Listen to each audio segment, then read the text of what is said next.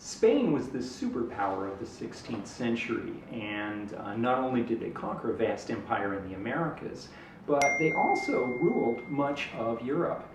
To do that, though, they needed to fight constant wars, and that in turn meant they needed cash. And that's where the silver mines of South America became so crucial. Now, to obtain the silver, they needed to have a source of labor. And Spaniards, of course, were very happy to go as prospectors. And the great silver mountain of Potosi in present-day Bolivia quickly became a boom town, despite its very remote and inaccessible location, 16,000 feet above sea level. But of course, the Spaniards who arrived there did not want to do the work themselves. They wanted to have indigenous labor to actually do the difficult and hazardous work of mining. At first, they used a system called the encomienda, which was modeled on European feudalism. The idea that the Spanish lords would act as the guardians of the natives, and then the natives would in turn work for the protection that the Europeans provided.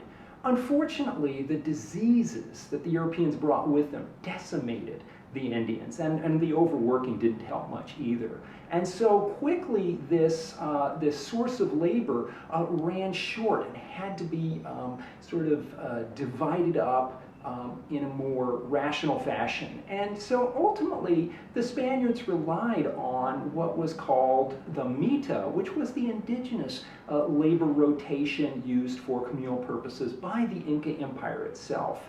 And so every year, every community of Indians throughout Peru, the Viceroyalty of Peru, had to send a percentage of its male labor force to work in the silver mines to produce this for the Spaniards.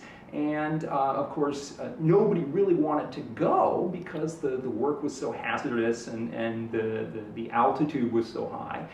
And so special courts were set up to administer the mita.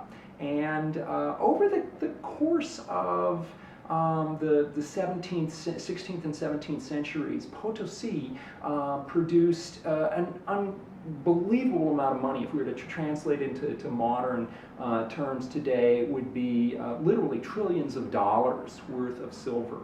But all of that silver really did not make a lasting effect either on Peru, because it was shipped back to Spain, or even on Spain, because Charles V, the king, and then his heirs, spent the money as fast as it arrived. And so really it ended up in the coffers of the Fuggers, the bankers in Augsburg, who sort of managed the finances of the king, and really paid the troops who were fighting in the Netherlands, in Austria, in Italy, all over Europe.